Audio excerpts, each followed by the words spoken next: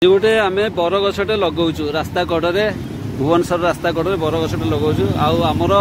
अक्षय तृतीया दिन आज आज अक्षय तृतीया शुभ दिन आज जहाँ भी करिवो ताहा शुभ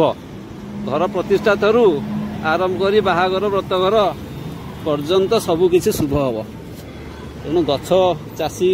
गछ आज चाषी मान शुभ काम करती माने चाष काम आरंभ करती आज आम बरगछटे लगे रास्ता कड़े चलैचु हरि भाई है मेन लोक जी की गछटा आणिक लगेले आज आज हूँ 30 एप्रिल 2025 भगवान करंतु गछटा उठू आउ बढ़ू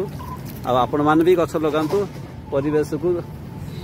सुस्थ रखंतु ये जो खरा गरम होची से गरम हमको रक्षा हम। जय जगन्नाथ। हाँ आउ टिके माटी दवा पड़ो।